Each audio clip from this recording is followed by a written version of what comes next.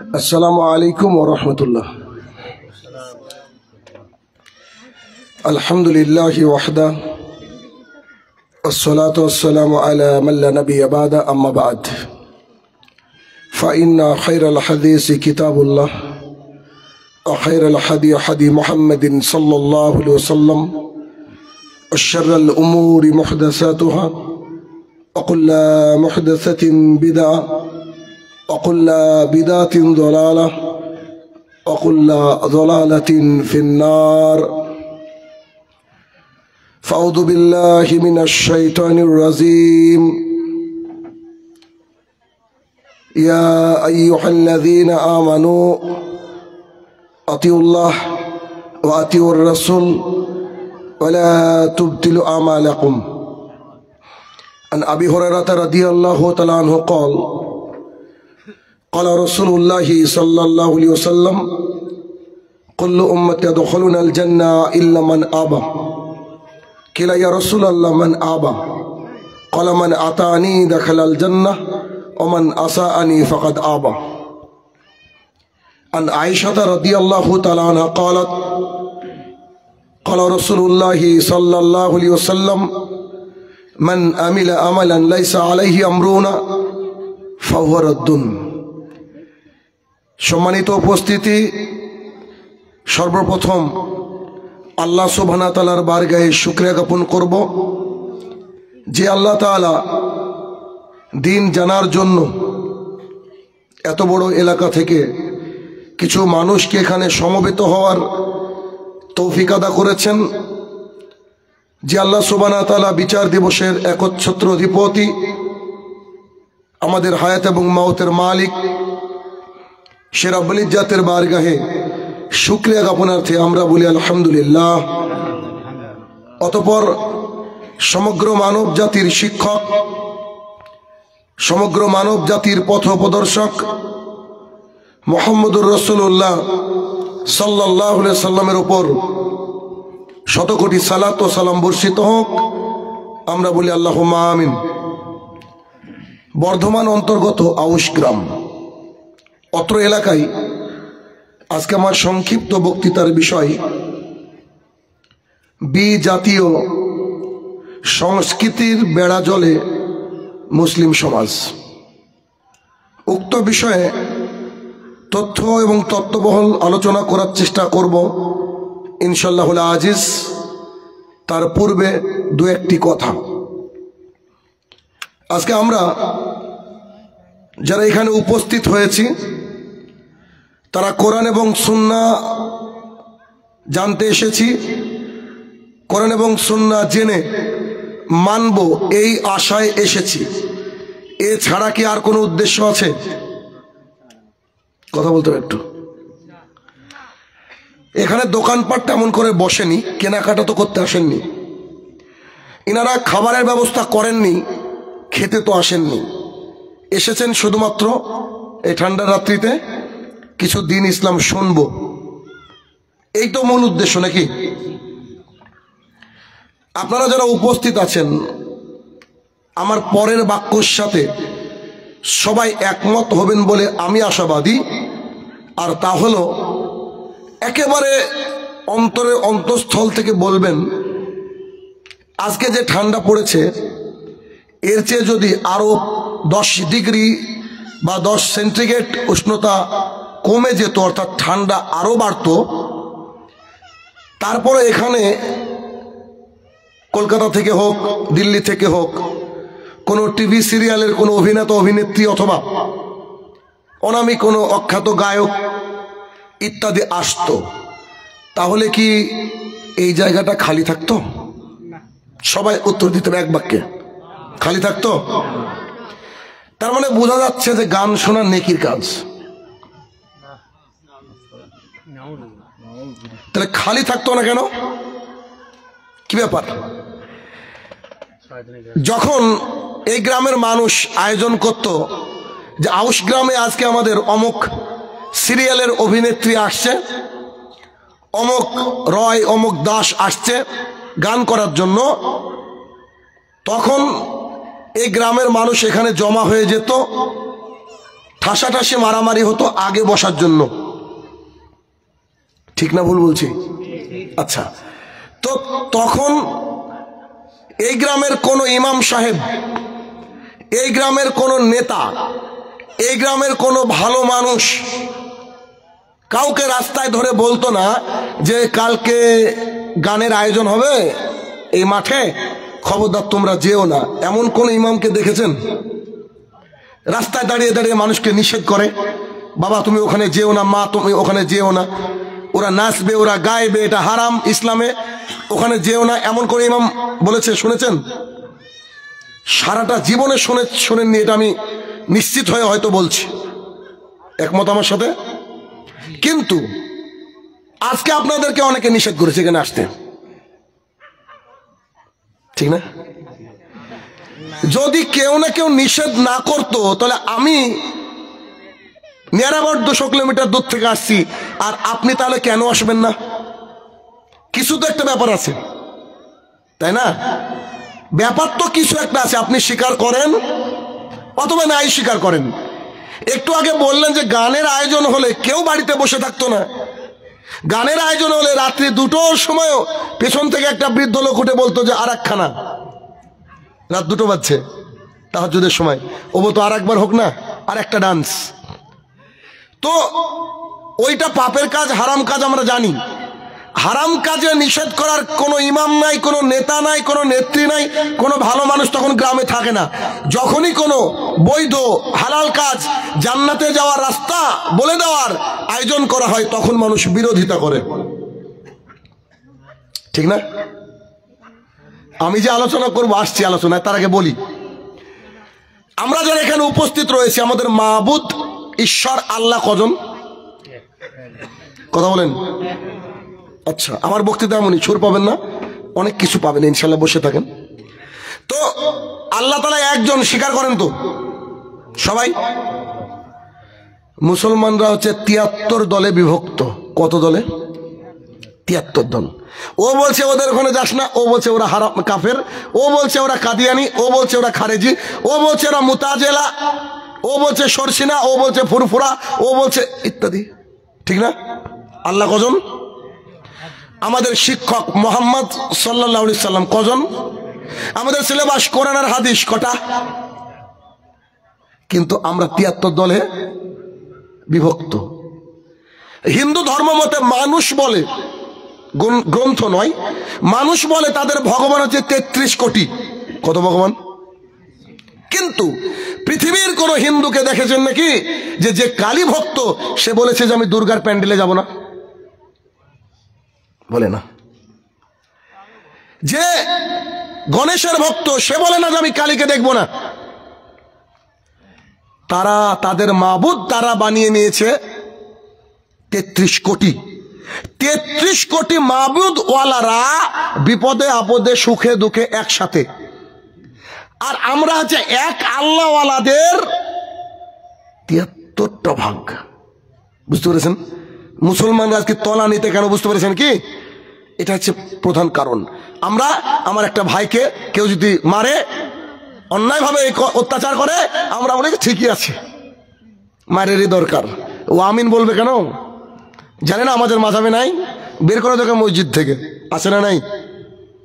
একটা ছেলে সারাদিন রাত মদ গাঁজা খেয়ে বেড়াবে, পাড়ার একটা ইমামও নাই, একটা আপনার নেতা নাই, একটা ভালো মানুষ নাই। এই বেটা তুমি এটা করছো কেন? মনে মনে বলে যে খা খা, তোর বাপের উপর আমার রাগ আছে, তুই তো আগে নষ্ট হো, এটা বলে। কিন্তু ওই ছেলেটা যখন মুখে দাড়ি রেখেছে, সালাত আদায় করে, হয়তো ইন্টারনেট থেকে কারো কারো বক্তৃতা শুনে চেঞ্জ হয়েছে, তো বলছে এ ইহুদির দালাল। মদ খেত, গাঁজা খেত, কেউ কিছু বলার নাই। চাচা মামা খালা কেউ ছিল না, খালু কেউ ছিল না। কিন্তু যেই ঠিকঠাক সালাত আদায় করা শুরু করেছে, তখন বলছে ইহুদির দালাল। আল্লাহ সুবহানাহু ওয়া তাআলা কুরআনুল কারীমের মধ্যে বলেছেন যে যাদের চোখ আছে, যাদের চোখ নাই, তারা কি সমান? কি গো, সমান? আচ্ছা, এইখানে লেখা আছে এক বিরাট ধর্মীয় জালসা। এই পেপারটা যদি আপনারা আমার আব্বাকে দেন, আমার বাপকে, আমার আব্বা যদি সময় দেন কিয়ামত পর্যন্ত যে এখানে কি লেখা আছে, আমার আব্বা পারবে না। কেন? আমার আব্বা রোববারে স্কুলে যায়নি, বুঝলেননি? মাঠ পাশ লোক, মানে জীবনে স্কুলে যায়নি, কিন্তু এটা আমার 5 বছরের মেয়েটা পড়তে পারবে, কষ্টকর হলো পড়তে পারবে। তাহলে যাদের চোখ আছে আর যাদের চোখ নেই তারা কি সমান হতে পারে? বলেন, সমান হতে পারে না। যারা আজকে ইয়াং ছেলে, যারা দিন ধর্ম চর্চা করছে বিভিন্ন প্রান্ত থেকে, বিভিন্ন কিতাবাদি থেকে, তারা যখন হক কথা বলতে যাচ্ছে, এলাকার মানুষ বলছে হ্যাঁ আমরা 40 বছর ধরে বুখারি পড়ালাম, আমরা 30 বছর ধরে মাদ্রাসায় পড়লাম, আমরা এই করলাম, তোমরা আজকে বেশি পণ্ডিত হয়ে গেছো, খুব বুঝো তাই না? আছে না নাই?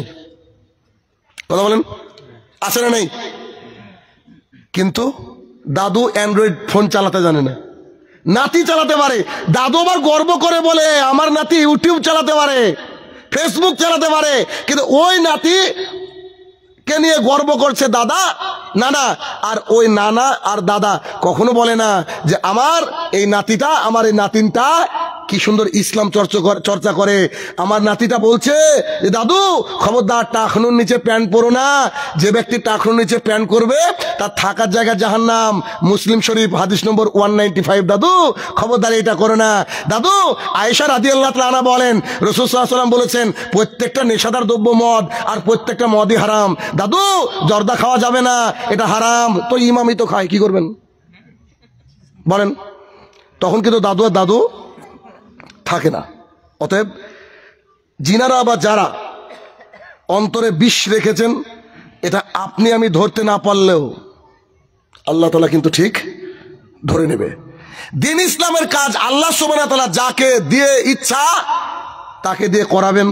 গোটা বিশ্বের মাঝে দিন ইসলাম আবার প্রতিষ্ঠিত হবে, হবে ইনশাল্লাহ। তাতে হয় আমার দ্বারা, নাহলে আমার সন্তানের দ্বারা, নাহলে নাতি নাতির দ্বারা। আর তো শেষে ঈসা আলাইহিস সালাম আসেনি, ঠেকাবেন কি দিয়ে বলেন?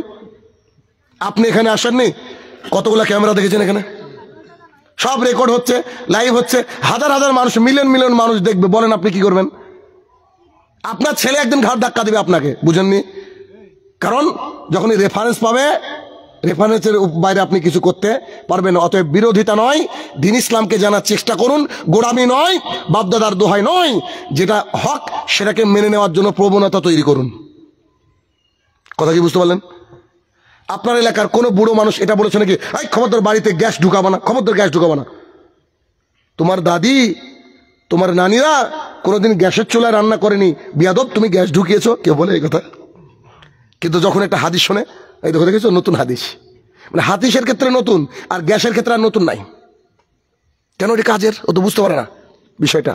শুরুতে একটা কথা বলে আমি মূল বক্তৃতায় ঢুকবো, সেটা হচ্ছে আমি সারা রাত যদি কথা বলে যাই, কালকে সকালবেলায় সংসদ ভবন, মিনি সংসদ ভবন আমি নাম রেখেছি চায়ের দোকান। চায়ের দোকানে যারা বসে তারা হচ্ছে পৃথিবীর সবচেয়ে বড় ডিগ্রিধারী মানুষ। যে কোনো বিষয় দিবেন 1 ঘন্টা 2 ঘন্টা আলোচনা করে চলে যাবে, 10টা চা ফুরিয়ে যাবে, ওদের আলোচনা ফুরাবে না। মানে সব পিএইচডি হোল্ডার ফ্রম কি বলবো, কানাডা, সুইজারল্যান্ড, ইউরোপ, আমেরিকা, সব আছেন এরকম লোক, সব বুঝে পণ্ডিত। বাড়িতে সেবার বোর গুতো খায়, ও ইনকাম করতে পারেনি সারাদিন। তো এই লোকগুলা কালকে সকালবেলায় এক হাতে বিড়ি আর এক হাতে চায়ের গ্লাস ধরে বলবো আরে কি শুনবো ওদের কথা, আমাদের বাপ দাদা কি ভুল করে আসলো এতদিন, তাহলে বলো ওরা জাহান্নামী। এ কথা শুনবেন কি শুনবেন না বলেন তো? অভিজ্ঞতা আছে কারোর? একবার গ্যারান্টি দিচ্ছি আপনাকে বলবে, আমরা জানি, আমরা ফিল্ডে চলি তো আমরা জানি। বলবে যে আরে এদের কথা কি শুনবো, আমাদের বাপ দাদা কি ভুল করে আসলো নাকি, এ কথা বলবে। তো তাদের একটা অ্যান্টিবায়োটিক মাথার মধ্যে আসলো, দিয়ে তারপরে সামনের দিকে আগাচ্ছি। অ্যান্টিবায়োটিকটা কি? কোরআনুল কারীম কে নাজিল করেছেন? আল্লাহ সুবহানাহু ওয়া তাআলা। We have no power to change a word. আমাদের একটা ওয়ার্ডকে, শব্দকে চেঞ্জ করার কোনো ক্ষমতা নেই। আল্লাহ বলেছেন আমি এটাকে নাজিল করেছি, আমি এটাকে হেফাজত করব, নুক্তা পর্যন্ত হেফাজত থাকবে। গোটা পৃথিবী যদি দুমড়ে মুচড়ে উল্টে যায়, কোরআনুল কারীম ওই রকমই থাকবে, নিশ্চিত থাকেন। এই কোরআনুল কারীমের মধ্যে যে অ্যান্টিবায়োটিক আছে ওটাকে আপনি দিয়ে দিই, ওই যে কালকে সকালবেলা যে কথাগুলো বলবো তাকে অ্যান্টিবায়োটিকটা দিবেন একটু। অ্যান্টিবায়োটিক কি? সূরা বাকারা 94 আয়াত নম্বর 170। আস্তে আস্তে বলি, তাহলে আপনার সুবিধা হবে বুঝতে, প্রয়োজন লিখে নিতে পারেন। আমরা বুককে প্রশস্ত করে বক্তৃতা দিই কেন? আমরা আপনাকে ভয় করি না, আমরা আল্লাহকে ভয় করি। ভুল হয়ে গেলে ওখানে সাইজ হবো, এটা ভয় লাগে। কিন্তু আপনার ইমাম বক্তৃতার শুরুতে মিথ্যা কথা বলে যে তোমাকে আল্লাহ রসুলকে সৃষ্টি না করলে দুনিয়া সৃষ্টি হতো না, হাদিস মেড ইন চায়না, দিন রাত বলছি এই হাদিস চলবে না। অথচ বলছে হাদিসে কুদসি। হাদিসে কুদসি মানে কি জানেন? যে বাক্যটা সরাসরি আল্লাহ বলেছে। আজকে একটা ইন্টারন্যাশনাল স্কুল উদ্বোধন করলাম, একজন নারী দাঁড়িয়ে বক্তৃতা দিচ্ছে, ওই এলাকার নাকি কোন কি বড় নেতা নেত্রী, তো দাঁড়িয়ে বক্তৃতা বলছে আমি তো ইসলাম অত বুঝি না, তবে আমাদের উচিত কোরআন পড়া ইত্যাদি পড়া ইত্যাদি পড়া। আমি একটা হাদিস শুনেছি, তো একটা হাদিস বলেন ওটা আবার জাল। হাদিস বলছেন যে তোমরা যদি শিক্ষা অর্জন করতে হয় তো চীন দেশে যাও, এই হাদিস বললেন। আর যদি শিক্ষা অর্জন করার দরকার তো মক্কা মদিনাতে যাতে। চীনে কোন নবী এসেছিল? যদি সিরিয়া টিরা বলতো তাও তো মানা যেত, যেখানে কিছু রসুল এসেছিলেন, তাই না? ফিলিস্তিন বললে তো কিছু কাজ ছিল, বোঝা যায় তুমি কিছু জানতে হলে কোথাও যাও, চীনে যাও। চীনে কোন নবী এসেছিল ভাই? আমি তো জানি না, আপনারা জানেন কেউ জানি না। তাহলে কি আমাদের সমাজটা হচ্ছে মিসকিন হয়ে গেছে, ইলমের মিসকিন, ইলম নাই মানুষের কাছে। আর যাদের আছে তাদেরকে ধামাচাপা দেওয়ার চেষ্টা, একটা দলিল দিয়ে আমাদের বাপ দাদাকে ভুল করলে এতদিন, তাহলে আসলেই তো তাহলে তো সবাইকে জাহান্নামী বলতে হয়, মানে আপনি ভয় খেয়ে যাবেন, কথা তো কঠিন। দেখেন আল্লাহ তাআলা কি বলছে কোরআনে, আমি একবার স্পষ্ট করে বলে যাচ্ছি। সূরা বাকারা, এত আস্তে কথা বলি না, তারপরে বলি আপনার জন্য। সূরা বাকারা সূরা নম্বর 2 আয়াত নম্বর 170, আপনার খুঁজে পেতে সুবিধা হবে। সূরা মাইদা সূরা নম্বর 5 আয়াত নম্বর 104, সূরা আরাফ সূরা নম্বর 7 আয়াত নম্বর 70, সূরা লুকমান সূরা নম্বর 31 আয়াত নম্বর 21, সূরা আম্বিয়া সূরা নম্বর 21 আয়াত নম্বর 53। এতগুলো জায়গায় আল্লাহ সুবহানাহু ওয়া তাআলা বলছেন তোমরা যদি তাদের কাছে হক দাওয়াত নিয়ে যাও, তোমরা যদি তাদের কাছে সত্য দিনকে নিয়ে যাও, তারা বলবে আমাদের বাপ দাদা কি কম বুঝতো? আল্লাহ তাআলা বলছেন হয়তো তাদের বাপ দাদা ধর্মই বুঝতো না। আমি বলছি না, খুলেন একটা আয়াত এদিক ওদিক হলে বক্তৃতা দেবে না শাহিনুর রহমান, কোরআনে পড়ে আছে। এই কিন্তু পড়া কেউ নাই, খেলে রেখে দিয়েছে ব্যাস। সমাজে তো ঝামেলা কয়েকটা মাসলা মাসাইল নিয়ে, তো না বাদ বাকি তো বড় কিছু ঝামেলা নাই। 5 ওয়াক্ত সালাত আদায় করতে হবে, আর আরেক দল বলছে যে না 4 ওয়াক্ত, এরকম ঝামেলা আছে। বুরকা পড়তে হবে আর আরেক দল বলছে পড়তে হবে না, এই ঝামেলা আছে। বন্ধন নিতে হবে, বন্ধন নিতে হবে না, এই ঝামেলা আছে। ঝামেলা কি নিয়ে? নামাজে আমিন বলা, পায়ের সাথে পা লাগানো, জানাজা শেষে সম্মিলিত মোনাজাত, সালাতের শেষে সম্মিলিত মোনাজাত। নবী নূরের তৈরি নাকি মাটির তৈরি? তোর বাপের কি? নবী যদি নূরেরই হয় বা মাটির হয়, কারো সমস্যা আছে কি? কথা ভালো করে বুঝবেন আমার। এখন বলছে না নবী নূরের তৈরি, আচ্ছা একদল লোক বলছে, আমি বলছি মাটির তৈরি। আচ্ছা আপনার নূরের নবী যদি হয় তো সেই নবী তো 5 ওয়াক্ত সালাতের কথা বলেছে, তো ফজরে শুধু ইমাম আর মুয়াজ্জিন থাকে কেন? আপনি কোথা থাকেন? জুমার দিনে বাটপাটি করতে যান কেন? জানেন না যে 5 ওয়াক্ত সালাত আপনাকে আদায় করতে হবে, জরুরি? অথচ বিরোধিতা করার জন্য গোটা মানুষ, গোটা এলাকা প্রস্তুত। এদের জলসা শোনা যাবে না। অভিজ্ঞতা থেকে বলছিলাম যে কোন সংস্কারের বেড়া জলে মুসলিম সমাজ। আপনাদেরকে দেখাবো আজকে পরিস্থিতি। দেখেন আজকে হচ্ছে 31 ডিসেম্বর ইন দ্য ইয়ার 2023।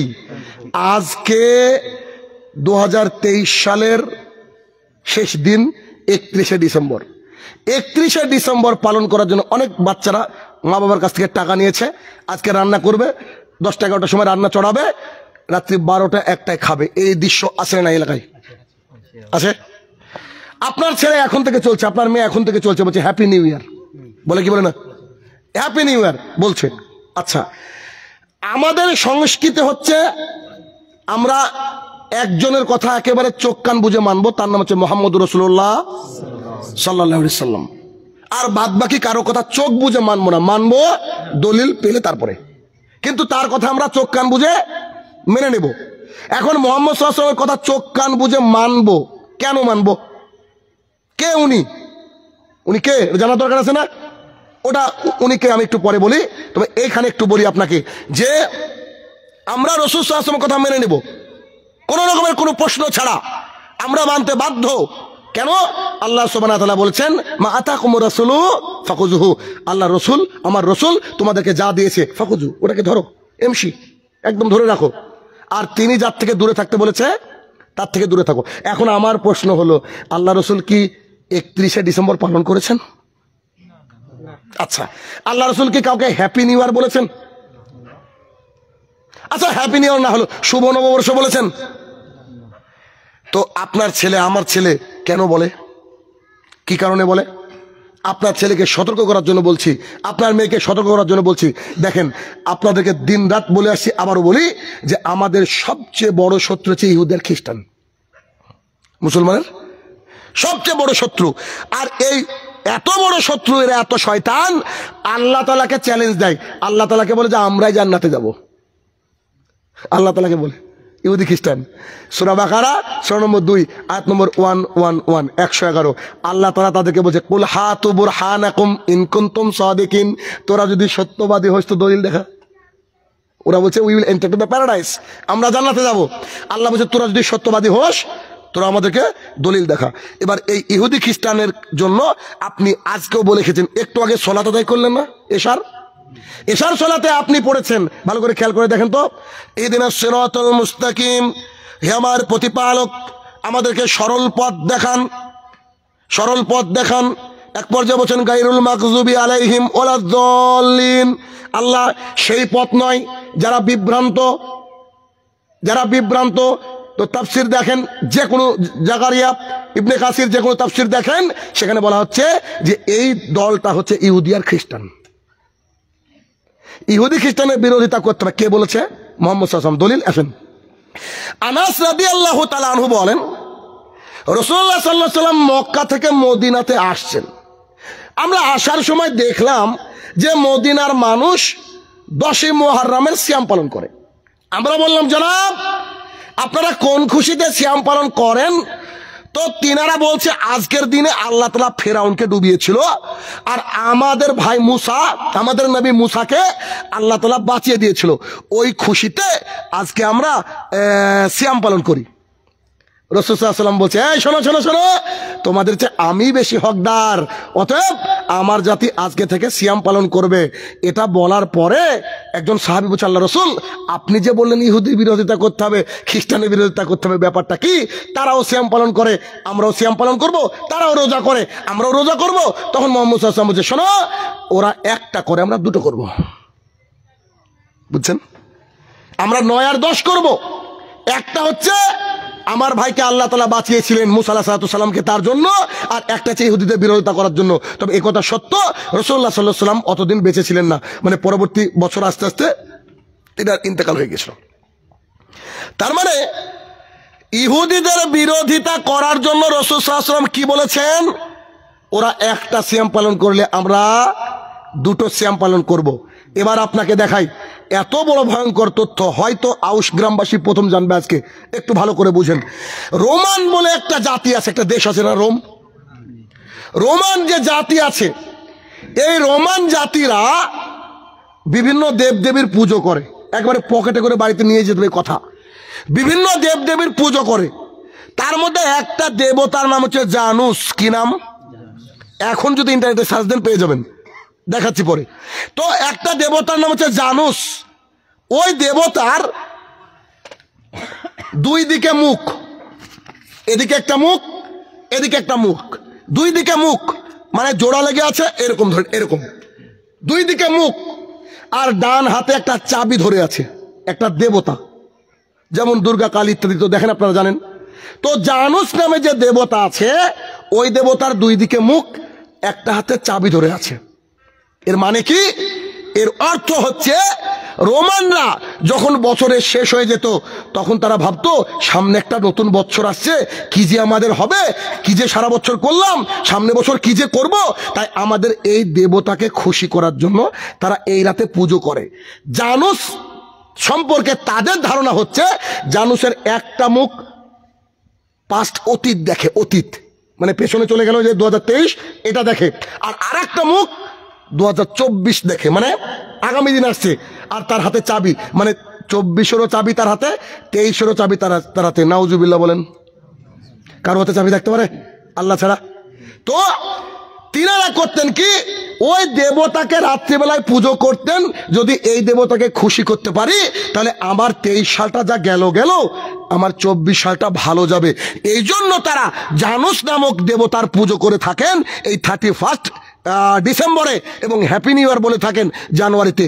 এবার আপনার ছেলে যদি আজকে রাত্রিবেলায় 31st নাইট পালন করে, আপনার ছেলে মেয়ে যদি আগামীকালকে কাউকে হ্যাপি নিউ ইয়ার বলে, এরা সবাই জানুসের পূজারী, এরা সবাই পূজক, এরা সবাই জানুসের পূজারী, এরা সবাই পূজক। বলেন তো একটা মানুষ পুজো করলে কি মুসলমান থাকতে পারে? অথচ আপনার আমার ছেলেকে ইহুদি খ্রিস্টান কি করে চক্রান্ত করেছে, আল্লাহ তাআলা লানত করেছেন ইহুদি খ্রিস্টানদের উপরে। আর ইহুদি খ্রিস্টানদের চক্রান্ত এতটা যে মুসলমানের ছেলে মেয়েদেরকে এমন ভাবে জেনার মধ্যে ঢুকে দে, এমন মানে পাপাচারের মধ্যে ঢুকে দে, যাতে করে ওরা ওখান থেকে বেরিয়ে আসতে পারে। আমাদের এই বিজাতীয় সংস্কৃতির অন্যতম একটা সংস্কৃতি হচ্ছে 31st নাইটকে পালন করা ডিসেম্বর, আর হ্যাপি নিউ ইয়ার এই শব্দটা বলা। আপনার মনে হতে পারে শিক্ষিত মানুষ, আমি হ্যাপি নিউ ইয়ার বললাম, এতে ক্ষতি কি? জি, হ্যাপি নিউ ইয়ার বলা মানেই অনেক বড় ক্ষতি। কেন? আপনাকে বলি, আপনাকে আমি 50টা সোনার কয়েন দিলাম, 20টা কয়েন হারিয়ে গেল। আউশ গ্রামের কোনো কি পাগল আছেন নাকি যে আনন্দে নাচবেন? কেউ আছেন গো? আল্লাহ তাআলা আমাদেরকে কত বছর দিয়েছে এটা আমরা জানি? জানি? কেউ জানি না। কিন্তু ধরেন কথার কথা সবাইকে আল্লাহ তাআলা 40 বছর 50 60 দিয়েছে, যার যা আয়ু। আজকে দিন মানে আমাদের একটা বছর চলে গেল, এত মূল্যবান একটা সময় চলে গেল। আপনার কাঁদা উচিত, আল্লাহ গো 2023-এ তাহাজ্জুদ পড়তে পারিনি, আল্লাহ গো 2023-এ দান খায়রাত করতে পারিনি, আল্লাহ কি করলাম, ঠিকঠাক সালাত আদায় করতে পারিনি, সিয়াম পালন করতে পারিনি, মাবুদ কি করবো? আপনার কাঁদা উচিত। অথচ আপনি এই দিনে ডিজে পার্টি বাজাচ্ছেন। বলেন আপনি বুদ্ধিমান? এটা কি বুদ্ধিমানের পরিচয়? অসম্ভব। অথচ আজকে মুসলমানের ছেলেরা এই জানুস নামক দেবতার পুজো আজকে রাতে লিপ্ত, আজকে রাতে। আচ্ছা, 2 নম্বর, কয়েকদিন আগে 25শে ডিসেম্বর গেল, এলাকা খুঁজে দেখেন খ্রিস্টান নাই, অথচ কেকের দোকানের অভাব নাই। কি কেক খেলো কে? বুঝতে পেরেছেন? আচ্ছা, এবার আপনাকে দেখাই, আপনি তাজ্জব হয়ে যাবেন, আপনি তাজ্জব হয়ে যাবেন। কি জায়গায় একটু আসেন। যারা 25শে ডিসেম্বরে কেক খায়, যারা 25শে ডিসেম্বরে এই হ্যাপি ক্রিসমাস পালন করে, তারা মনে করে যে আল্লাহ তাআলা তার সন্তানকে ওই দিন জন্মগ্রহণ দিয়েছেন। আস্তাগফিরুল্লাহ। আল্লাহ সুবহানাহু ওয়া তাআলা বলেন, কুল হুয়াল্লাহু আহাদ, তোমরা বলো আল্লাহ তাআলা এক এবং অদ্বিতীয়। আল্লাহুস সামাদ, তিনি কারোর মুখাপেক্ষী নন। লাম ইয়ালিদ ওয়া লাম ইউলাদ, তিনি কোথাও থেকে জন্মগ্রহণ করেননি, তিনিও কাউকে জন্ম দেননি। যারা 25শে ডিসেম্বর পালন করে তারা মনে করে ঈশ্বর তার সন্তান আল্লাহ তাআলা পাঠিয়েছে। আল্লাহ সুবহানাহু ওয়া তাআলা কোরআনুল কারীমের মধ্যে এত ভয়ঙ্কর বাক্য বললেন যে শোনো, তারা দাবি করে আমি নাকি সন্তান ধরেছি। এই বাক্য যখন পাহাড়ের কাছে পৌঁছে যায়, পাহাড় ভেঙে যেতে চায়। এই বাক্য যখন মাটির কাছে পৌঁছে যায়, মাটি ফেটে যেতে চায়। এই বাক্য যখন আকাশের কাছে পৌঁছে যায়, আকাশ চৌচির হয়ে যেতে চায়। এত বড় খারাপ কথা, আর তুমি এই আল্লাহর জমিনে বসে 25শে ডিসেম্বর পালন করছো। বিয়াদব তুমি, তোমার তো বোধ বুদ্ধি নাই, পড়াশোনা করো না। বলছে happy new year, happy Christmas, বড়দিনের শুভেচ্ছা। যাও কবরে, তোমাকে দিবে শুভেচ্ছা, নিয়ে ওখানে গিয়ে। আমি তাজ্জব হয়ে যাই যে আমাদের এলাকায় খ্রিস্টান নাই, অথচ কেকের দোকানের অভাব নাই। নতুন করে দোকান বসে, রাস্তায় বসে না এই 25শে ডিসেম্বরে। এগুলো হচ্ছে অপসংস্কৃতি। এতগুলো কথা কেন বলছি, আরো শোনাবো আস্তে আস্তে আপনাকে। এতগুলো কথা কেন বলছি, এর পেছনে মূল কারণ হচ্ছে রাসূলুল্লাহ সাল্লাল্লাহু আলাইহি ওয়াসাল্লাম বলছেন, মান তাশাব্বা, কোন ব্যক্তি যদি কারো অনুকরণ করে, কোন সমাজের অনুকরণ করে, মান তাশাব্বা বিগাইরি কওমিন ফাহুয়া মিনহুম। একেবারে স্পষ্ট কথা, ভিতরে কিচ্ছু নাই, একেবারে স্পষ্ট কথা, ভিতরে কোনো লুকানো চোপানো নাই। আল্লাহ রাসূল সাল্লাল্লাহু আলাইহি ওয়াসাল্লাম বলছে, কোন জাতি, আমার জাতি যদি অন্য কোন জাতির অনুকরণ করে, তারা তাদের দলের।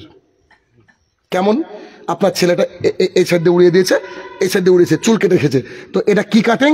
তো বলছে যে এটা হচ্ছে হানি সিং কাটিং। তাহলে হানি সিং তো কনফার্ম জান্নাতি নাকি? কি কথা বুঝেন না আমার? আপনার মেয়েটা বাবাকে বলছে, বাবা ধান আবাদ করে, পাট আবাদ করে, কত কষ্ট করে বেচারা মেহনত করে মাঠে, বলছে যে পাখি জামা না কিনে দিলে কালকে থেকে কলেজ যাবো না। কার অনুকরণ এগুলো? এমন আমাদের সমাজ, সোসাইটিটা দেখেন। রাসূলুল্লাহ সাল্লাল্লাহু আলাইহি ওয়াসাল্লাম বলছেন, কোন আমার জাতি যদি অন্য কোন জাতির অনুসরণ করে, তো সে তাদের দলের। খালি চুল কাটলে কি হলো? চুল কাটলে ইহুদি খ্রিস্টান হওয়া যায়। আমাদের ধর্মে কি কোনো ঘাটতি আছে নাকি? বলেন, এবার আপনাকে এইখানে নিয়ে আসার জন্য এই কথা বলতে চাইছিলাম। একটু দেখেন, আপনি মুহাম্মদ সাল্লাল্লাহু আলাইহি ওয়াসাল্লামকে কেন মানবেন? এটা প্রশ্ন আমার, এটা প্রশ্ন। কোরআন থেকে দেখালাম আল্লাহ মানতে বলেছে তাই, ঠিক আছে না? আপনি গুগলে গিয়ে লিখেন who is the most influence person in the world, who is the most famous person in the world. এই পৃথিবীর সবচেয়ে বিখ্যাত মানুষকে, গুগল আপনার আমার বাপের না, গুগল কে চালায়? ইহুদি খ্রিস্টান, যারা আমাদের দিন রাত বিরোধিতা করে। এই ইহুদি খ্রিস্টানের বাচ্চারাও গুগল চালানোর পরেও কিছু করার নেই, কারণ এমনই দামি আল্লাহ রসুলকে আল্লাহ তাআলা বানিয়েছেন যে গুগল আপনাকে লিখে দিবে হি ইজ দ্য মুহাম্মদুর রাসূলুল্লাহ সাল্লাল্লাহু আলাইহি সাল্লাম। তিনি আর কেউ নন, তিনি মুহাম্মদ সাল্লাল্লাহু আলাইহি সাল্লাম। কে বলছে? গুগল। খ্রিস্টানদের একজন বড় লেখক মাইকেল এইচ হার্ট, তিনি একটা কিতাব লিখছেন, যে কিতাবের নাম হচ্ছে দ্য 100, বাংলাতে এসেছে 100 জন এর মনীষী জীবনী।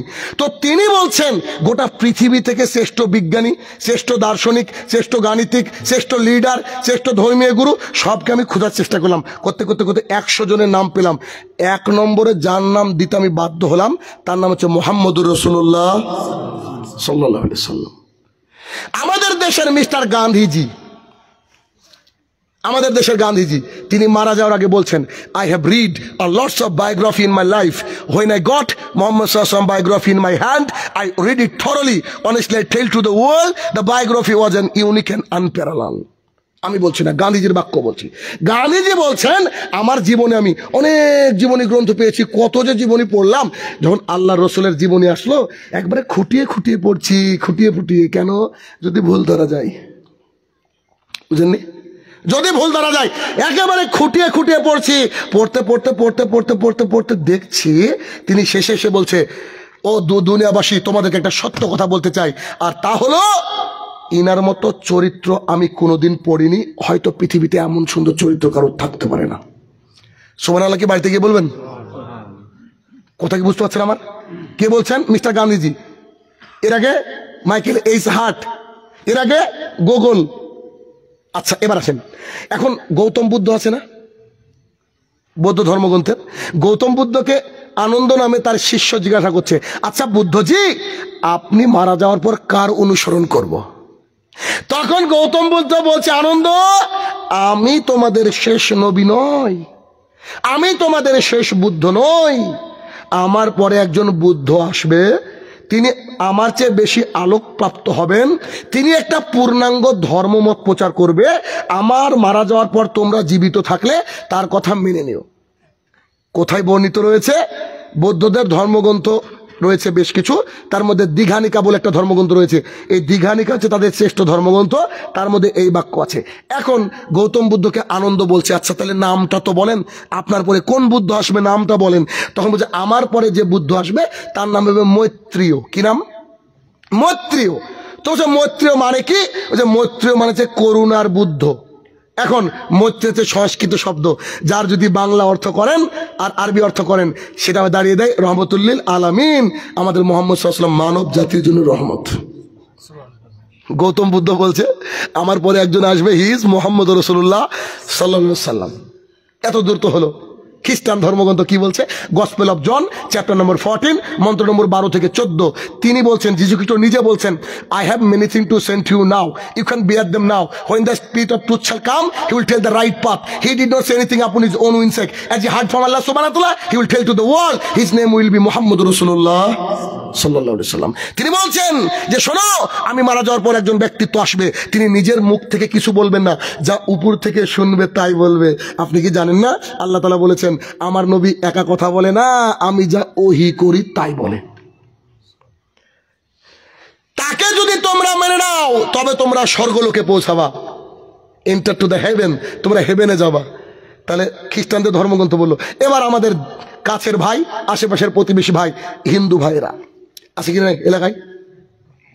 সবাই আদমের সন্তান ভাই।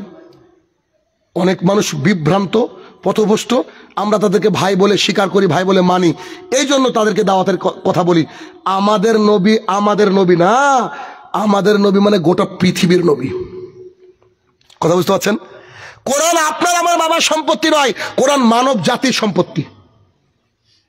কে পড়লো না পড়লো এটা তার ব্যাপার। আসেন, হিন্দুদের পুরাণ রয়েছে 18 প্রকারে। কত প্রকারের? 18 প্রকার। তার মধ্যে একটা পুরাণের নাম হচ্ছে ভবিষ্য পুরাণ। ভবিষ্য পুরাণ, তো ভবিষ্য পুরাণের পর্ব 3, খণ্ড 3, অধ্যায় 3, একেবারে দিন রাত বলছি, কত যে রেকর্ড আছে। যদি না পাওয়া যেত শাইনুর রহমানকে একদম সাইজ করে দিত মানুষ। ভবিষ্য পুরাণ পর্ব 3, খণ্ড 3, অধ্যায় 3, 5 এবং 6 নম্বর শ্লোকে বলা হচ্ছে, এরকম করে মন্ত্র আছে, দেখেন একটু চেঞ্জ করতে পারবে না, এই বাক্যটাই রয়েছে। কি আছে মন্ত্রতে? এভাবে বলা হচ্ছে, মোহাম্মদী তিখাত শিষ্য শাখা সমন্বিত পশ্চাৎ মহাদেবা মরুস্থল নিবাসী নমঃ। এরকম করে বাক্যটা আছে। দলিল তো দিয়ে দিলাম, অর্থ কি আসেন দেখি। মোহাম্মদী তিখাত, এখন নিজের সিনাটা একটু উঁচু হচ্ছে না? একটু ভালো লাগছে না? আরে এতদিন আমাদের নবীকে আমাদের নবী ভাবতাম, গোটা পৃথিবীর মানব জাতির নবী, তাহলে হিন্দুরও তো মোহাম্মদ সাল্লাল্লাহু আলাইহি ওয়াসাল্লামকে মেনে নেওয়া উচিত। তার ধর্মগ্রন্থ থেকে শাইনুর রহমান বলছে, আমি কি কোরআন থেকে শ্লোক পড়ছি নাকি? এটা কোরআনে কি শ্লোক আছে গো? নাই। আসেন মানেটাও বলে দিচ্ছি, মানে অসুবিধা হতে পারে। মোহাম্মদী তিখাত, ইতি চিঠি লিখতে গেলে কখন লিখেন? শুরুতে। শেষ মানে শেষ না? আমাদের নবী কি শেষ নবী না? দেখেন কি সুন্দর বাক্য। মোহাম্মদী তিখাত, মোহাম্মদ নামে একজন ব্যক্তি সর্বশেষ ব্যক্তি হবেন, শিষ্য শাখা সমন্বিত, তার সাথে থাকবে তার শিষ্যরা, আবু বকর রাদিয়াল্লাহু তাআলা আনহু, উসমান রাদিয়াল্লাহু তাআলা আনহু, ওমর রাদিয়াল্লাহু তাআলা আনহু। তিনি শিষ্য না? কি কথা বলেন একটু? শিষ্য শাখা সমন্বিত পশ্চাৎ মহাদেবা মরুস্থল নিবাসী নমঃ। এই মহাদেব যিনি মরুভূমির মধ্য থেকে উঠে আসবেন তাকে নমস্কার। এই মহাদেব মরুভূমির মধ্য থেকে আসবেন। মরুভূমি কি সৌদি আরব কি মরুভূমি না? বুঝতে পারছেন? মোহাম্মদ সাল্লাল্লাহু আলাইহি ওয়াসাল্লামকে কেন মানবেন? আউস গ্রামের মুসলমান তো মানবে, ইহুদি খ্রিস্টান হিন্দু থাকলে তাকে মানতে বাধ্য। শুরুতে এতগুলা কথা আপনাকে কেন শোনালাম? এখানে একটা জলসার আয়োজন করা হয়েছে, দিন ইসলামের কথা বলা হবে। এখানে মুসলমান তো আসবে, পাশে যদি ইহুদি খ্রিস্টান থাকে, হি হ্যাভ টু কাম, তাকে আসতে হবে, বাধ্য, সে আসবে, আসতে বাধ্য সে। কবর সবাইকে চাকতে হবে, কবরের মজা, সবাই কবরে যাবে। যে একজন হিন্দু ভাই তার বাবাকে পুড়িয়ে নিল, বলছে আমার বাবা বোধহয় স্বর্গে চলে গেল। অসম্ভব। আল্লাহ সুবহানাহু ওয়া তাআলা কোরআনুল কারীমের মধ্যে বলছেন, আমি ফেরাউনকে আর তার লোকজনকে সকালবেলা সন্ধ্যাবেলা জাহান্নামের আগুন পেশ করি কবরের মধ্যে। অথচ ফেরাউন রয়েছে মিশরের তাসকান্দিয়া প্রদেশে। কবর মানে আপনার বাড়ির পেছনে 3.5 হাত গর্তের নাম কবর নয়। কবর মানে এখন মারা গেলেন, এখন থেকে কিয়ামত পর্যন্ত এটার নাম কবর। তার মানে চণ্ডীদাসেরও কবর হয়। কথা কি ক্লিয়ার বুঝতে পারছেন আমার? আচ্ছা, এইখানে এবার আরো একটা মন্ত্র আছে, এরকম বহু মন্ত্র রয়েছে, এত মন্ত্র শোনার দরকার নাই। তাহলে মানুষ ভাববে যে বোধহয় এটা কি কীর্তন হচ্ছে নাকি জলসাবাদ দিয়ে। মানে আপনাকে একটু জানাচ্ছি যে মোহাম্মদ সাল্লাল্লাহু আলাইহি ওয়াসাল্লাম কে, এটা জানতে হবে। শ্রীমদ্ ভাগবত মহাপুরাণ 1ম খণ্ড 313 নম্বর পৃষ্ঠা, এখানে বলা হচ্ছে, ওম অজ্ঞান হেতু কৃত মুহাম্মদ অন্ধকারনাশম। এখানে আল্লাহ রাসূলের নাম নাই, আমি কি বানিয়ে বলছি? আপনি দেখেন, অজ্ঞান হেতু কৃত মুহাম্মদ অন্ধকারনাশম। যখন একটা অন্ধকারময় জামানা আসবে, ওই সময় তোমরা মুহাম্মদ নামের এই ব্যক্তিকে মেনে নিও। আমরা বলি সাল্লাল্লাহু আলাইহি ওয়াসাল্লাম। তাহলে মুহাম্মদ সাল্লাল্লাহু আলাইহি ওয়াসাল্লাম কে? সমগ্র মানব জাতির নবী।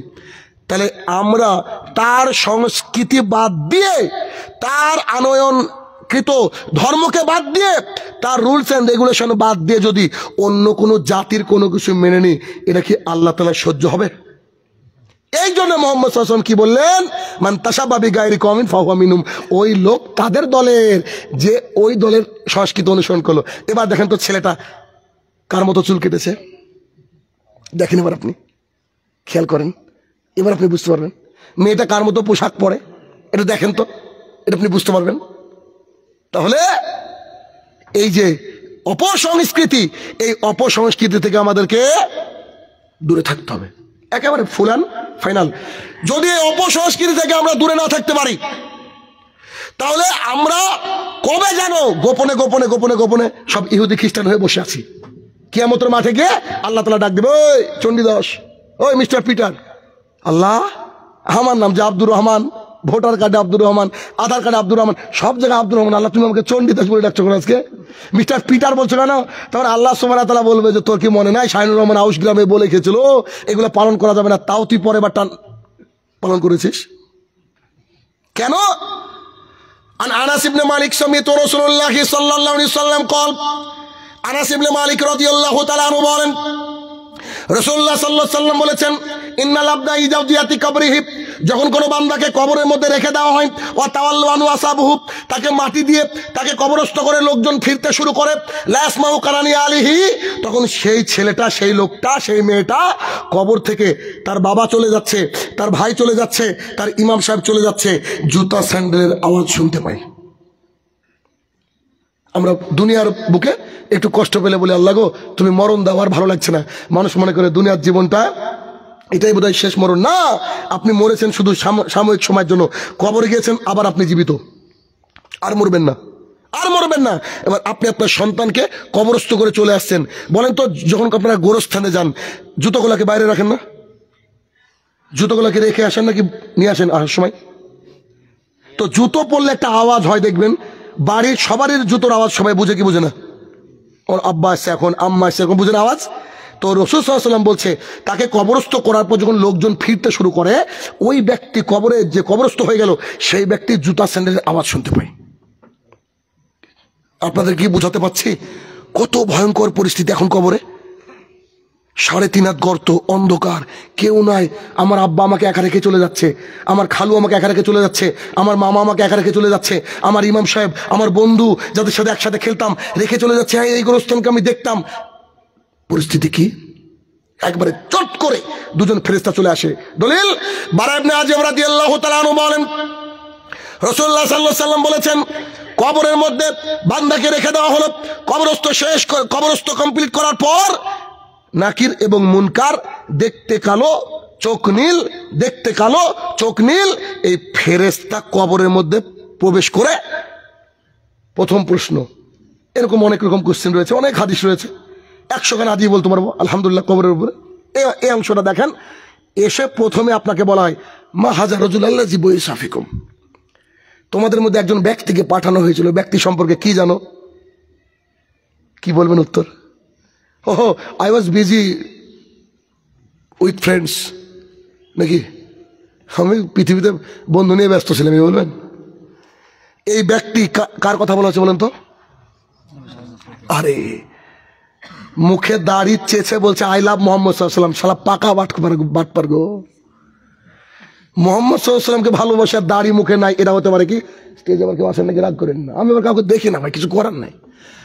আমি আপনাকে ভালোবাসি তাই বললাম, আপনাকে ভালোবাসি তাই বললাম, কারণ দাড়ি চেঁচে ফেলা ইহুদি খ্রিস্টানদের নীতি। আর আপনার আলেম আপনাকে দিন রাত ধোকা দিয়ে বলছে এ শালাও বাটপার, এ বলছে যে দাড়ি রাখা সুন্নাত। আল্লাহ রসুল বলছেন যে দাড়ি রাখা হচ্ছে ওয়াজিব। আমার রব আমাকে বলেছে ফাউল্লাহা, দাড়িটাকে ছেড়ে দাও, ওয়াসু সারেব, গোফটাকে ছাটো, দিন রাত বলছি, তারপরে বলছে দাড়ি রাখা সুন্নাত। মানে ওই আলেম যদি খালি বলতো যে না দাড়ি রাখা ওয়াজিব, প্রত্যেকটা মানুষের পুরুষের গলে দাড়ি থাকতো না? বলেন কি কথা বলেন? আলেম যদি খালি এইটাকে মাকরু শব্দটা না বলতো, হারাম বলতো, তাহলে জর্দা কেউ খেত না। হারাম বলেছে আলেমই তো, নাকি নর্মাল মানুষ বলেছে? আমার কথায় কষ্ট হবে আপনার, আল্লাহ কসম করে বলছি, আপনাকে ভালোবাসি, একেবারে অন্তর দিয়ে ভালোবাসি। কেন আপনি ভাবছেন যে গালি দিচ্ছে আমাদের এখানে এসে? জি, আপনাকে গালি দিচ্ছি। কেন? আপনি পরিবর্তন হন, আমি বুকে লাগিয়ে নিব আপনাকে। কেন? আল্লাহর জান্নাত বিশাল বড়। রাসূল সাল্লাল্লাহু আলাইহি ওয়াসাল্লাম বলছেন জান্নাতে মানুষ যেতে যেতে যেতে জান্নাতের প্রচুর জায়গা ফাঁকা থাকবে। আল্লাহ তাআলা বলছেন আমি নতুন মাখলুক তৈরি করে জান্নাতকে পরিপূর্ণতা দান করব। আল্লাহর জান্নাত বিশাল বড়। কেমন? রাসূলুল্লাহ সাল্লাল্লাহু আলাইহি ওয়াসাল্লাম বলছেন সর্বশেষ যে ব্যক্তি জান্নাতে ঢুকবে, দেখেন মিলিয়ন ট্রিলিয়ন বছর আগুনে পুড়েছে, আগুনে পুড়ে পুড়ে পুড়ে পুড়ে আল্লাহ তাআলা শেষে তুলে নিয়েছে, এই লোকের পরা জান্নাতে কেউ ঢুকবে না।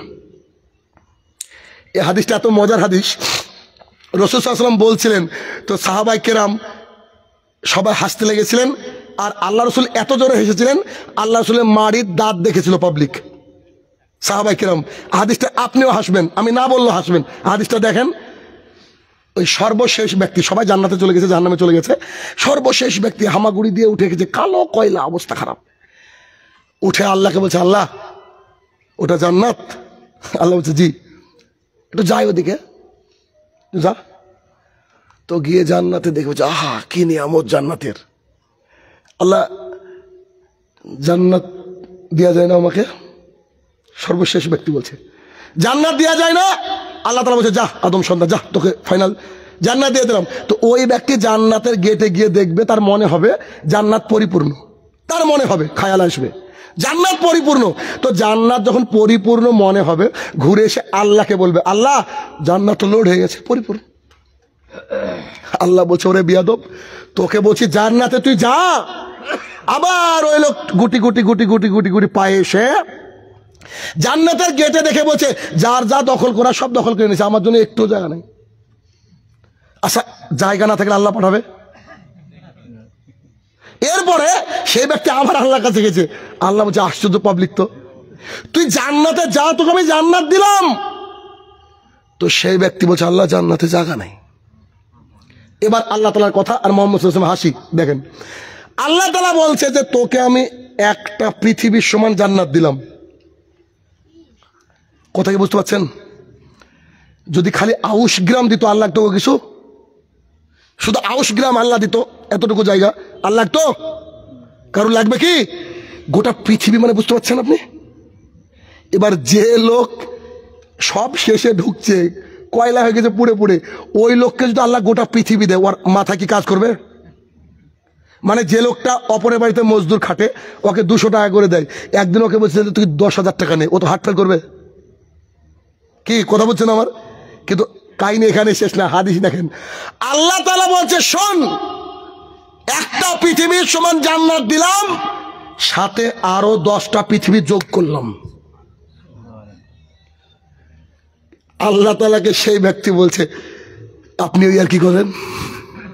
কি বলছে আল্লাহ? আপনিও ইয়ার কি করেন? আপনি না প্রতিপালক, আপনার মুখে কি ইয়ারকি মানায়?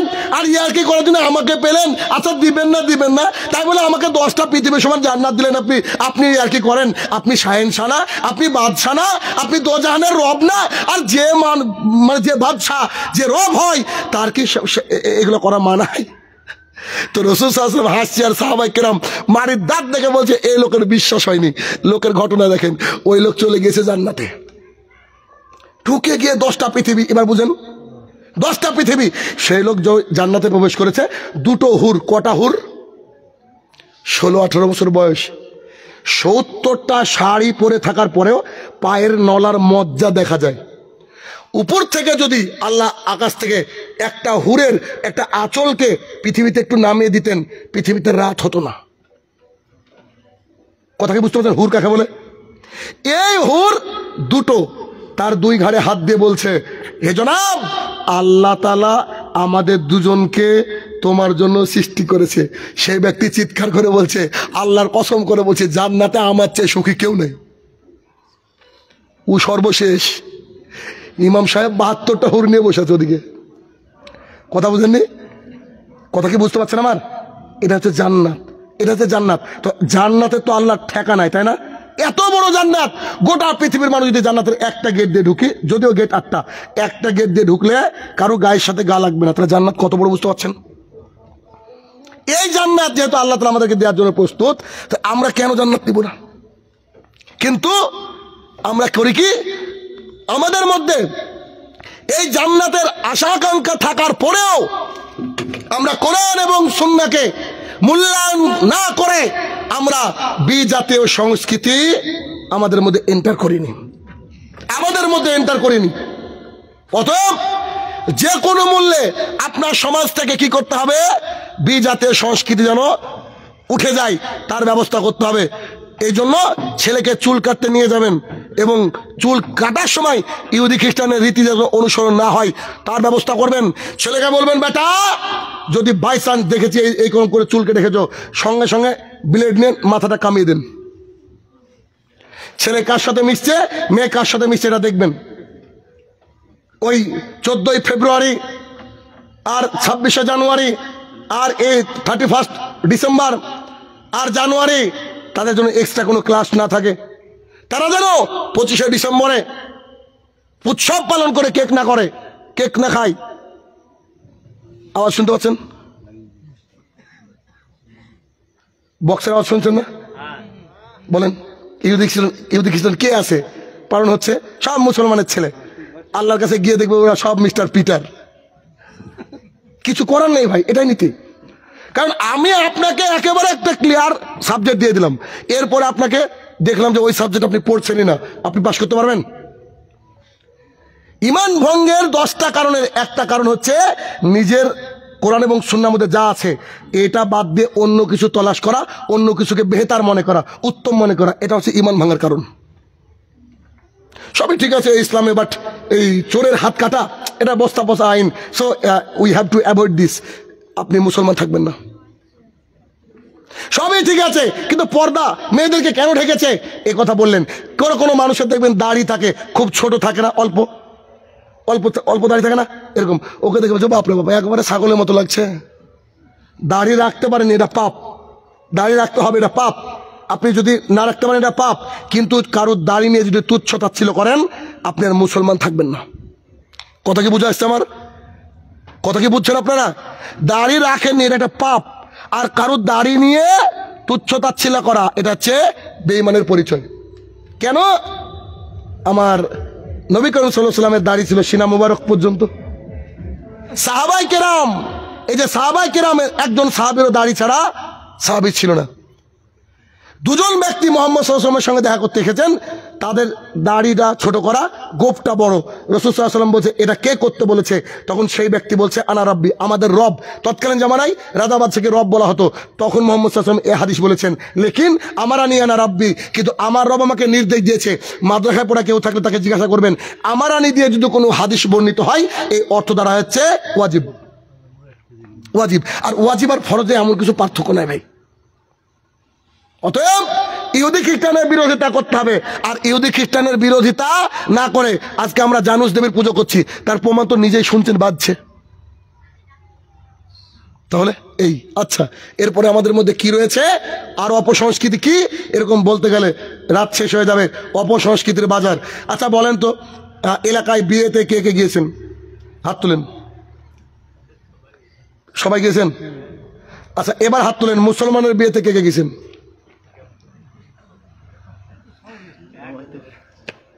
বলেন না, আপনাদের মনে হচ্ছে আপনারা সবাই গিয়েছেন মুসলমানের বিয়েতে, কারণ অবশ্যই মুসলমানের তো বিয়েতে গিয়েছেন।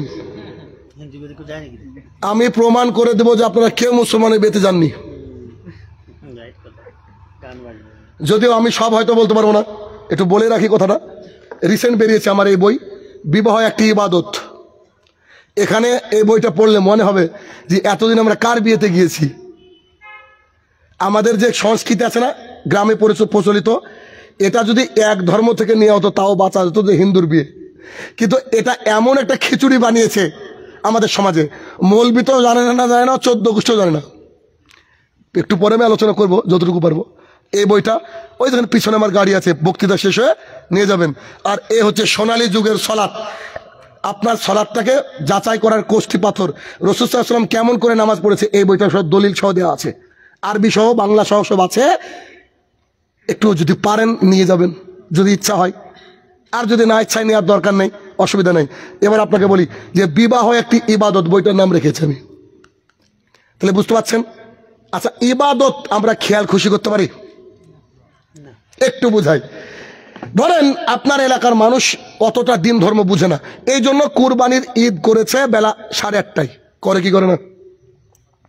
কি কটায় করে বলেন তো কুরবানির ঈদ? টাইম মোটামুটি 7:30 8টা, অনেক জায়গায় 8টা হয়। আমরা কুরবানির ঈদের সময় করি 5:30 6টা। এটা হচ্ছে সহি সুন্নাহ মোতাবেক। এবার আপনারা ঈদের গাহ থেকে আসছেন, তখন আমরা গোস্ত অলরেডি বিলি করা শুরু করি। কুরবানি ঈদে প্রচুর কাজ থাকে না আমাদের। এখন আপনি মনে করছেন যে এলাকার লোক তো 8:30 জামাত করেছে, এক কাজ করি, আবার এসে কত ঝামেলা হবে, গরুটাকে পেড়ি দিয়ে গে, ছাগলটাকে বিসমিল্লাহ আল্লাহু আকবার বলে একবার বৈধ টাকা দিয়ে কিনা জবাই করে দিয়ে ঈদগাহে সালাত আদায় করে নামাজ পড়ে এসে গোস্তকে রেডি করে দিচ্ছেন, কুরবানি হবে? এক বাক্যে তো হবে না, শিওর। কারণ এক সাহাবী ভুলে এরকম করেছেন, আল্লাহ রাসূল সাল্লাল্লাহু আলাইহি ওয়াসাল্লাম বলেছে তোর কুরবানি হয়নি, তুই আবার দে। তো বলছে আমার যে পশু নাই, তো 6 মাসের একটা বাচ্চা তোর জন্য এটা দে তুই, আর অন্য কোনো পাবলিকের জন্য হবে না। 6 মাসের হবে না আমাদের, 1 বছর অথবা দাঁতওয়ালা ছাগল লাগবে, গরু লাগবে, উট লাগবে, এটা তো বুঝেন। এবার আসেন, কিন্তু 1 মিনিট আগে জবাই করেছেন তার জন্য কোরবানি হলো না, ঠিক আছে না? থাক, আজকে জবাই করবো না, আজকে ঈদের দিন, আগামীকালকে করলে হবে?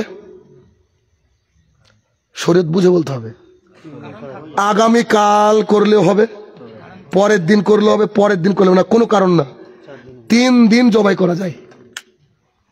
এটাকে আয়ামে তাশরিক বলা হয়। কেন? এটা কে বলেছে? মুহাম্মদ সাল্লাল্লাহু আলাইহি ওয়াসাল্লাম, যে তোমরা যদি চাও ঈদের দিনে কুরবানি করো, না চাইলে তারপরের দিন, না তারপরের দিন, তারপরের দিন। তারপরে আপনি ইচ্ছা করে 2 দিন পর করলেও কুরবানি হবে, কিন্তু 1 মিনিট আগে করলে হবে না। কথা বুঝছেন? আচ্ছা, আবু হুরায়রা রাদিয়াল্লাহু তাআলা আনহু বলেন, রাসূলুল্লাহ সাল্লাল্লাহু আলাইহি ওয়াসাল্লাম বলেছেন, আমার উম্মত ততদিন পর্যন্ত কল্যাণের পথে থাকবে যতদিন দ্রুত ইফতার করবে। এই যে মোবাইলটা আছে না, গুগলে গিয়ে লিখেন টুডে সানসেট, আজকের সূর্যাস্ত, আপনার এই আউশ গ্রামে কটায় সূর্য ডুবছে ওইখানে দেখে ইফতার করেন। আপনার মসজিদে দেখবেন আপনার ইফতারের 3 মিনিট পর, 4 মিনিট পর, কোথাও 5 মিনিট পর আজান দিচ্ছে। বিশ্বাস করেন এই আলেমদের ভাগ্যে যে কি খারাপই আছে বলে বোঝাতে পারবো না। আল্লাহ রাসূল সাল্লাল্লাহু আলাইহি ওয়াসাল্লাম বলছেন, আমার উম্মত কল্যাণের পথে ততদিন থাকবে যতদিন দ্রুত ইফতার করবে। অথচ আপনার এলাকার মানুষ বলছে, হ্যাঁ সারাদিন না খেয়ে থাকলাম, 14 ঘন্টা না খেয়ে থাকলাম, আর 10 মিনিট পারবো না, পেট বেরিয়ে যাচ্ছে, কি বলে না? অথচ ইহুদি খ্রিস্টানদের নীতি কোনটা? দেরিতে ইফতার করা। আর মুসলমানের রীতি কোনটা? দ্রুত ইফতার করা। কথা কি বোঝাতে পারছি আপনাকে আমি? দ্রুত ইফতার করা। তাহলে এই যে তরিকা, এটা কে দিয়েছে? মুহাম্মদ সাল্লাল্লাহু আলাইহি ওয়াসাল্লাম। তাহলে মুহাম্মদ সাল্লাল্লাহু আলাইহি ওয়াসাল্লামের তরিকার বাইরে যদি কিছু করেন হবে? হবে না। এইখানে বইটাই সব ডিটেলস আছে, একটু আপনাকে বোঝাই। দেখেন, বিবাহের মধ্যে যা কুসংস্কার আছে আমি জানি না আর কোনো ইবাদতের মধ্যে আছে কিনা। প্রথম কাজ, 1 পাত্র দেখা, পাত্রী দেখা আছে সমাজে? পাত্রী দেখার দৃশ্য দেখাই। বাবা এসে বলছে, এই মা পলি, সুমাইয়া, জি আব্বু, এটা খাতা কলম দাও তো বিটি। জি। তো মা বসেছে, বড় ভাই এসছে মেয়ের বিয়ে দিবে, ছেলের বিয়ে দিবে, আছে হয় কিনা এরকম মিটিং? তো দেখবেন বেশিরভাগ বাড়ির প্রধানমন্ত্রী কিন্তু বউ। কি ঠিক বলছে না? আপনার আমার কোনো কথা চলে না, ওরাই সর্বে সর্বা। তো বলছে, শোনো শোনো সুমাইয়ার মা। জি। কে কে মেয়ে দেখতে যাবো গো, একটু লিস্টটা বলো। তো প্রথমে বিসমিল্লাতে বলছে, তোমার বড় জামাইয়ের নাম লিখো। 1 নম্বরে কি? বড় জামাই। এই করতে করতে 5 নম্বরে ওই আমাদের দাদুর নামটা লিখো। আমার বাপ যাবে, দাদু যাবে, আছে না নাই? এবার এই যে 5-7 জনের এক মারুতি টিম হয়ে গেল একটা। এই টিমটা গিয়ে এরকম চেয়ার দেয় সুন্দর সুন্দর, বসলো। বসার পরে মেয়েকে ওইরকম চেয়ার, এই যে আমাদের ভাই বসে আছে এরকম চেয়ারে মেয়ে এসে বসবে। চুনো পাউডার যা আছে মাখলো, আটা ময়দা যা আছে মাখলো, মাখার পর ও ওখানে বসবে। বসার পর এবার দোলা ভাই, ছেলের 2 জন বন্ধু, আর এই টিমের লিডার হচ্ছে আমাদের পাড়ার দাদু। এবার দাদু প্রশ্ন করছে, মা একটু হাঁটো তো, মানে গরু ডিফেক্ট আছে কিনা দেখছে। আচ্ছা 1 গ্লাস পানি আনো তো। মা কথা বলে দাঁড়ানো নাকি, মানে দাঁত দেখবে, ঠিক আছে। এরকম করার পর দাদু বলছে যে, বলো তো শাক রান্না করতে গেলে কতটুকু হলুদ দিতে হয়? মেয়ে তো বিপদে, WBCS পরীক্ষায় বসছে। শাক রান্না করতে গিয়ে যে হলুদ দিতে হয় না ও তো জানে না। আচ্ছা শোনো শোনো শোনো, ওই যে আপনাদের এলাকায় কি বলে, গরুর গোবর দিয়ে কি করে রান্না করার জন্য কি বলে? ঘুটে। ঘুটে। তো বলছে তুমি ঘুটা করা জানো? তো বলছে জি না। তো দাদু কত বড় PhD হোল্ডার, উঠে বলছে, তুমি বলে MA পাস। দাদুর যে কটা দাঁত আছে মেরে ভেঙে দেওয়া উচিত। আরে ভাই, স্কুল কলেজে কি ঘুটা করা শিখায়? ও বলছে তুমি বলে MA পাস। যতগুলা লোক দেখলো এখানে একজন ছেলে যে আছে না, ওই ছেলেটা বাদ দিয়ে সবাই হারাম কাজ করলো। ছেলের বাবাও যদি তার বৌমাকে দেখে হারাম। কেন? ছেলের বিয়ে দেওয়ার আগ পর্যন্ত কি বেটার বউ? কথা বুঝেন আমার কথাটা? ছেলের বিয়ে দেননি, তাহলে কি বেটার বউ? যদি বেটার বউ না হয়, ইচ্ছা করলে তো বাপের সাথে তো বিয়ে যায় ওই মুহূর্তে। দিমাগ লাগান। এই জন্য গ্রুপ করে পাত্রী দেখা হারাম। আর বিসমিল্লাতে শুরুতে বলছে দুলা ভাই যাবে। তা আমি মাঝে মাঝে বলি, দুলা ভাই মানে হচ্ছে শিয়ালের কাছে মুরগি পুষানি দেওয়া, আছে না? ওরে বাপরে বাপ, বাড়িতে যদি দুলা ভাই আসে, অমনি ছোট বেটার বউকে বলছে তোমার হিসাব নাই, লোকটা কখন এসে বসে আছে, যাও একটু কোলে যাও। কিছুদিন পর শুনলো বড় মেয়ে বাড়িতে, ছোট মেয়ে উধাও উইথ দুলা ভাই। আছে না ঘটনা? আরে মেয়ে তো দূরের কথা, শাশুড়ি চলে যাচ্ছে। কত হাসছেন আপনি, কি দেখেন না দৃশ্য? জায়েজ নয়। ইসলামকে বাদ দিয়ে যা কালচার করবেন শেষ। অতএব আল্লাহ রাসূল সাল্লাল্লাহু আলাইহি ওয়াসাল্লামের তরিকা দেখেন, আরে আমি অবাক হয়ে যাই। হাদিসটা আমার এত ভালো লাগে। মুগিরা ইবনে শুবা রাদিয়াল্লাহু তাআলা আনহু বলেন, আমি রাসূল সাল্লাল্লাহু আলাইহি ওয়াসাল্লামের কাছে আসলাম। আল্লাহ রাসূল সাল্লাল্লাহু আলাইহি ওয়াসাল্লাম, আমি একটা আনসারী মেয়েকে বিয়ে করতে চাই, আপনি একটু বলেন না কি করব? মুহাম্মদ সাল্লাল্লাহু আলাইহি ওয়াসাল্লাম বলছে, তুমি কি তাকে দেখেছো? তো না, তুমি তার বাড়িতে গিয়ে সেই মেয়েকে দেখো। কেননা স্বামী স্ত্রী একে অপরকে দেখলে আল্লাহ তাআলা তাদের উপরে ভালোবাসা তৈরি করে দেয়। মুগিরা ইবনে শুবা সাহাবী অনুমতি নিচ্ছেন পৃথিবীর শ্রেষ্ঠ মানুষের কাছে, তো তিনি এখান থেকে নাচতে নাচতে চলে যাচ্ছেন সাহাবীর বাড়িতে। সামনে গিয়ে বলছে, আসসালামু আলাইকুম। ওয়ালাইকুম আসসালাম। কে? আমি মুগিরা ইবনে শুবা। আচ্ছা ঠিক আছে, জি আসছি। তো বলছি যে ওই আপনার মেয়ের সাথে বিয়ে করব। সরাসরি প্রস্তাব, কোনো ঘটক নাই, আপনার মেয়ের সাথে বিয়ে করব। তো বলছে আচ্ছা ঠিক আছে করবা। প্রস্তাব যে কেউ কি দিতে পারে নাকি? পৃথিবীর যে কেউ প্রস্তাব দিতে পারে। তো আপনার মেয়ের সাথে বিয়ে করব, এ কথা বলার সাথে সাথে বলছে আপনার মেয়েকে দেখতে চাই। সাহাবীদের গায়রতটা কি দেখেন। তখন মনে মনে ভাবছে, দেখাবো এখন, ইস দেখাবো, আমার মেয়েকে দেখবে, পাড়া কেউ দেখেনি, দেখবে, মানে এরকম একটা ব্যাপার ফিল করছে। মুগিরা ইবনে শুবা বলছে আমি দেখবো আপনার মেয়েকে। তখন তিনি এই কথা বলার পরে বলছে, শুনুন, আমি এমনি দেখতে আসিনি, আল্লাহ রসুল বলেছেন দেখতে। এবার আর পৃথিবীর কোনো বাধা মানবে? এবার দেখেন ওর বাবা ইতস্তত বোধ করছে যে মেয়েকে দেখাবো কি না দেখাবো। আর আপনি আর আমি যদি হই, আপনার আমার চরিত্র একটু দেখেন। আব্বু কোথায় আছো? না না আব্বু না, মানে বিটির মা ফোন করেছে, তুমি কোথায় গো? তো আমি আউশ গ্রামের তেল পাম্পে গো। কি হলো? তোমার মেয়েকে নাকি 4টের সময় দেখতে আসবে। তো চট করে আপনি উঠে বলছেন, বাবা উঠে বলছে, মেয়েকে জিজ্ঞাসা করো তো ফেয়ার অ্যান্ড লাভলি শেষ নাকি আনবো? কি এটা আমাদের চরিত্র? ভালো পোশাকটা বের করে দাও। কিন্তু একটা বাবা দেখেন, তিনি মেয়েকে দেখাতে চাইছেন না, অন্তর থেকে দেখাতে চাইছেন না। তখন সেই সাহাবী বলছে আল্লাহ রসুল বলেছে, এবার মেয়েকে দেখেন। আরে যেমন বাবা তার বিটি, মেয়ে ঘরের মধ্যে থেকে এসে বলছে, আব্বা লেট হিম কাম, তাকে আসতে দাও। তবে এই যুবক শোনো, তুমি আমাকে দেখতে পারো, কেননা আল্লাহ রসুল বলেছেন, আল্লাহর কসম করে বলছি, তুমি যদি এই ক্ষেত্রে মিথ্যাবাদী হও, মানে আল্লাহ রসুল বলেননি তাও দেখতে এসেছো, এরকম যদি হও, আমি আল্লাহর কাছে বিচার দিয়ে রাখলাম, কিয়ামতের মাঠে তুমি জবাবদিহি করবে। বুঝতে পেরেছেন? তখন মুগিরা ইবনে শুবা বলছে, আরে রাখ, আল্লাহ রসুল বলেছে, আমাকে দেখতে বলেছে, দেখবই আমি। এই যে হাদিস। তাহলে কে দেখবে বলেন তো? মেয়ে বলেন? শুধুমাত্র ছেলে। তারপরেও শুধুমাত্র একা ঘরে ছেড়ে দেওয়া যাবে না, হোয়াটসঅ্যাপে ছবি দেওয়া যাবে না। কি করবে?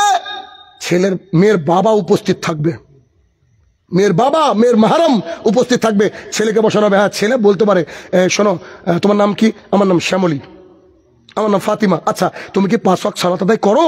জি করি। তুমি কি কোরআন তেলাওয়াত করা জানো? জি জানি। তুমি কি হারাম হালাল বিষয়টা বুঝো? জি। এতটুকু যথেষ্ট। আর কি? কারণ সুন্দরী দুদিনের ব্যাপার, তাই না? তো তখনকার জামানার সাহাবায়ে কেরামরা একে অপরের কাছে প্রস্তাব দিতে গেলে কত সুন্দরভাবে মেনে নিত। আর বর্তমান সময়ে, আরে আমি তো কিচ্ছা কাহিনী বলি না, একটা ছোট্ট 1 মিনিটের একটা ঘটনা বলি। এক লোক হেভি গরিব,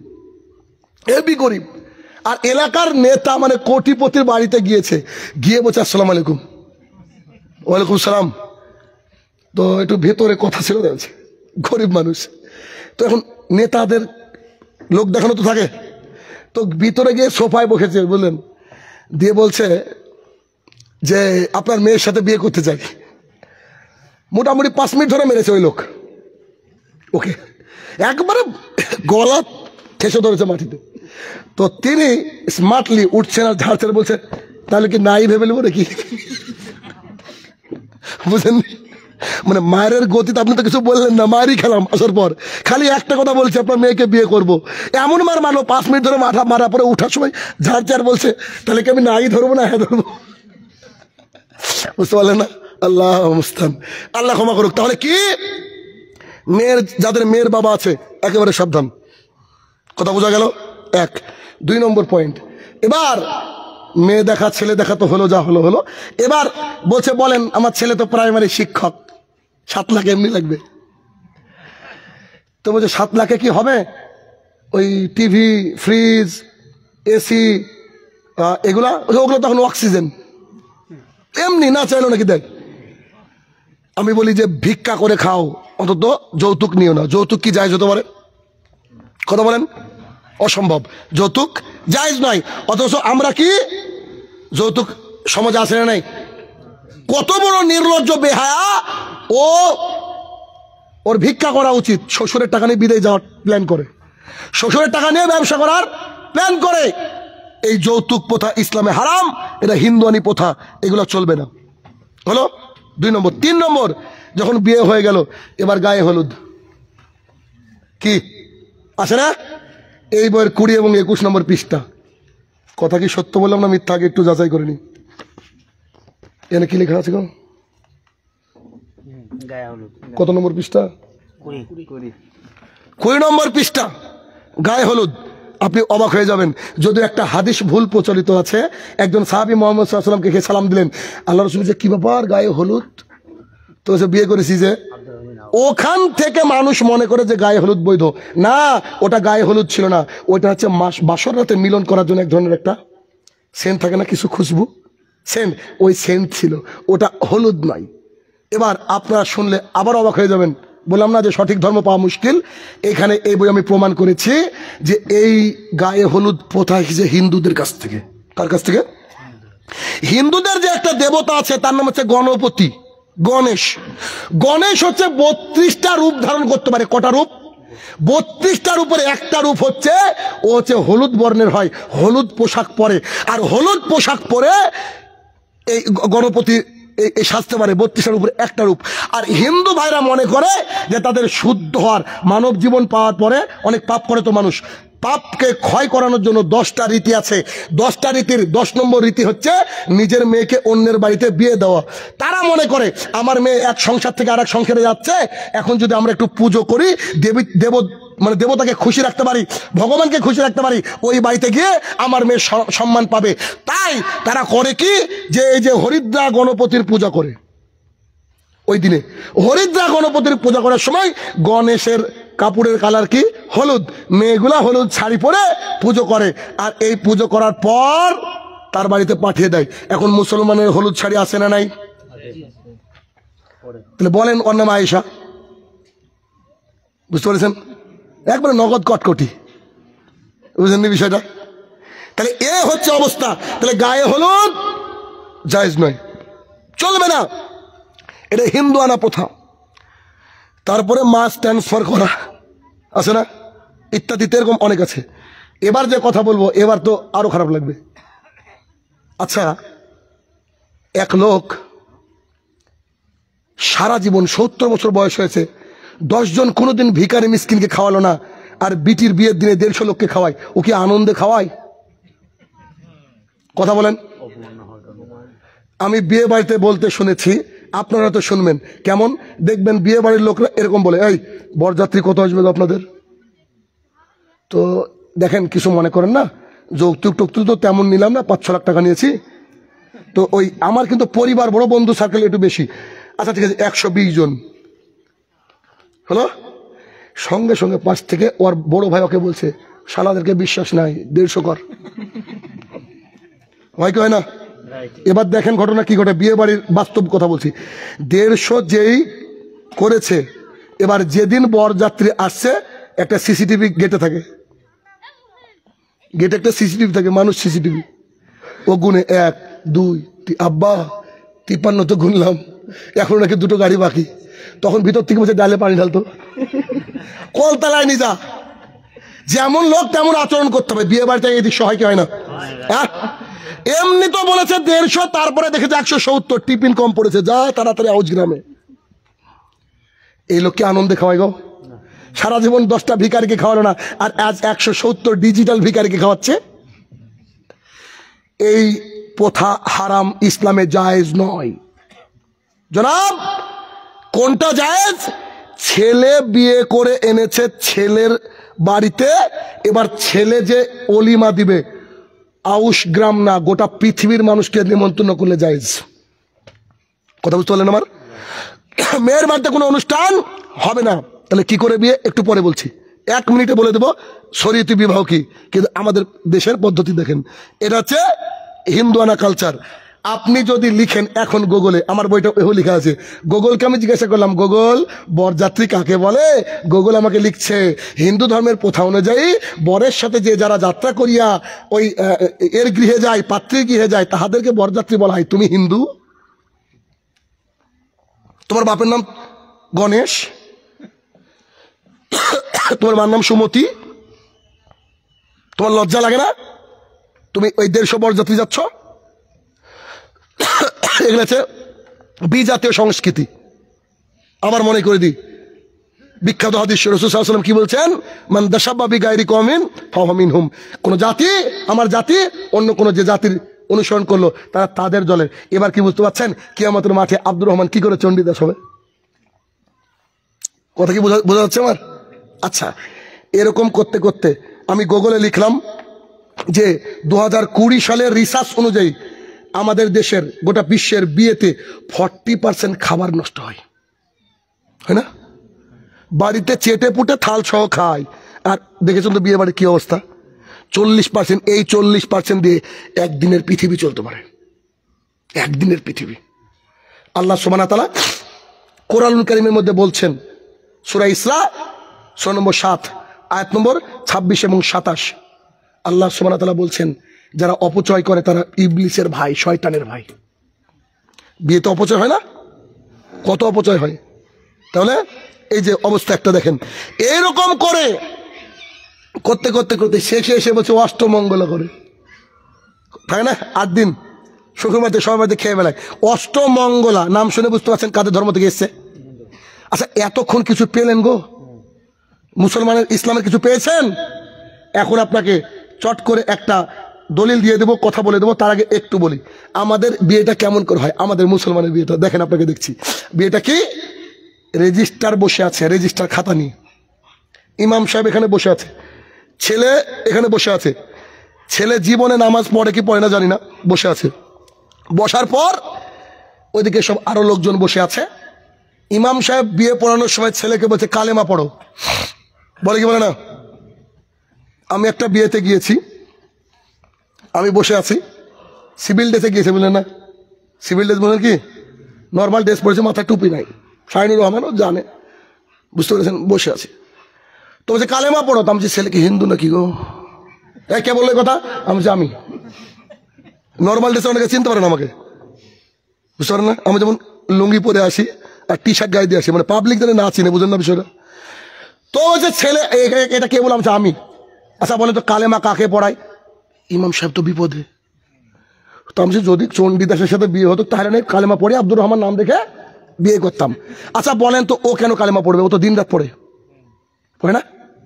কথা বুঝছেন কিনা আমার? কালেমা পড়া এটা কোত্থেকে এসছে আমি এখনো খুঁজে পাইনি। এটা যে সম্ভবত পকেটের হাদিস কিছু থাকে না, পকেটের হাদিস কোনো কিতাবে পাওয়া যায় না। আচ্ছা, 1 নম্বর এটা হলো। হওয়ার পরে বিয়ে পড়ানোর সময় বলছে যে উকিল বাবা আছে না? নাই? সবচেয়ে তাজ্জব বিষয়, এই যে ভাই আছে, এই ভাই একটা মেয়ের বাবা, তার হাতে মোহরানাটা দিয়ে বলছে ভাই ধরেন, হাত দেন তো। তো এই মোহরানাটা আপনি আপনার মেয়েকে দিয়ে আসেন। এই মোহরাটা নিয়ে যাওয়ার সময় বলছে দুজন সাক্ষী যান, এই দুই ভাই সাক্ষী যায় কি যায় না? এই লোকটা ওই মেয়ের বাবা বাট পাতে না,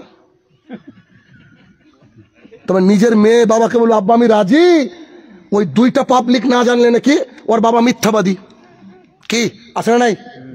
আচ্ছা উকিল মানে কি? অভিভাবক। অভিভাবকের আরো আরো ভালো বাংলা ভাষা কি? আব্বা না? তো বাবা মজুদ পৃথিবীর জমিনে এখন আছে, মরেনি, তাহলে আর একটা বাপ তৈরি করার কে পারমিশন দিল?